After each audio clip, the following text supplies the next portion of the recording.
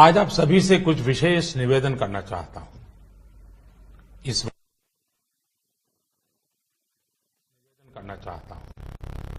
वार्ता में कुछ गंभीर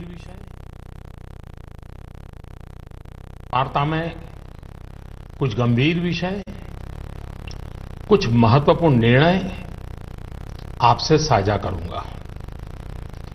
आपको ध्यान होगा कि जब आपने 2014 मई में हमें जिम्मेदारी सौंपी थी, तब विश्व की अर्थव्यवस्था में ब्रिक्स के संबंध में यह आम चर्चा थी कि ब्रिक्स में जो आई अक्षर है, जो कि आई अक्षर इंडिया से जुड़ा हुआ है, लोग कहते थे कि ब्रिक्स में जो आई है वो लुढ़क रहा है। लगातार 2 साल के देशव्यापी अकाल के बावजूद भी पिछले 2.5 वर्षों में आप सब 125 करोड़ देशवासियों के सहयोग से आज भारत ने ग्लोबल इकोनॉमी में एक ब्राइट स्पॉट अर्थात चमकता सितारा के रूप में अपनी उपस्थिति दर्ज कराई है। ऐसा नहीं है कि यह दावा हम कर रहे हैं, लेकिन यह आवाज इंटरनेशनल मॉनिटरी फंड IMF और वर्ल्ड बैंक से गूंज रही है। बहनों भाइयों, विकास की इस दौड़ में हमारा मूल मंत्र रहा है सबका साथ, सबका विकास। यह सरकार गरीबों को समर्पित है और समर्पित रहेगी। गरीबी के खिलाफ हमारी लड़ाई का मुख्य शस्त्र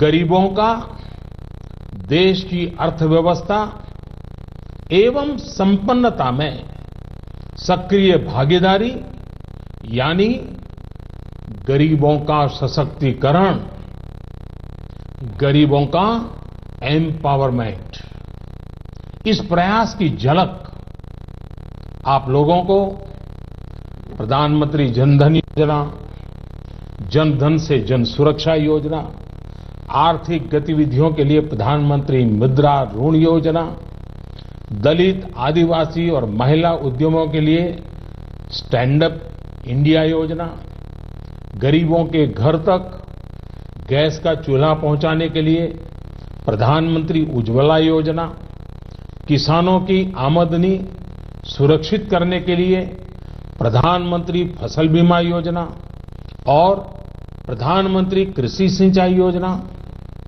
उनको अपने खेतों से ही सही उपज पाने के लिए सॉइल हेल्थ कार्ड योजना और सही उपज का सही दाम पाने के लिए ई-नाम अर्थात राष्ट्रीय कृषि बाजार योजना।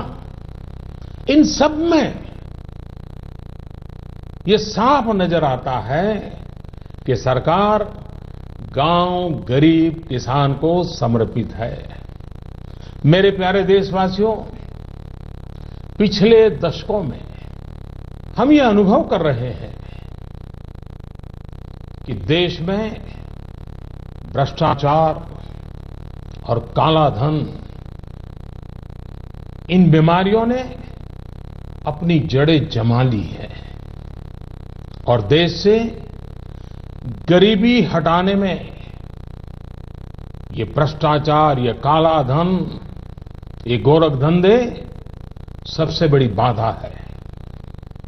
एक तरफ तो विश्व में हम आर्थिक गति में तेजी से बढ़ने वाले देशों में सबसे आगे हैं, दूसरी तरफ भ्रष्टाचार की ग्लोबल रैंकिंग में 2 साल पहले भारत करीब करीब 100वें नंबर पे था।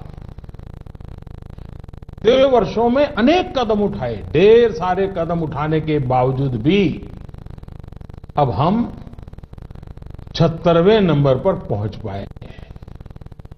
ये बात को दर्शाता का है कि भ्रष्टाचार का जाल कितने व्यापक रूप में देश में बिछा हुआ है। भ्रष्टाचार की बीमारी को कुछ वर्ग विशेष के लोगों ने अपने स्वार्थ के कारण फैला रखा है। गरीबों के हक को नजरअंदाज कर ये खुद फलते फूलते रहे हैं। कुछ लोगों ने पद का दुरुपयोग करते हुए इसका भरपूर फायदा उठाया। दूसरी तरफ ईमानदार लोगों ने इसके खिलाफ लड़ाई भी लड़ी है। देश के करोड़ों नागरिकों ने ईमानदारी को जी करके दिखाया है। हम प्रायः ये सुनते हैं कि गरीब एक ऑटो ड्राइवर अपनी गाड़ी में छूट गई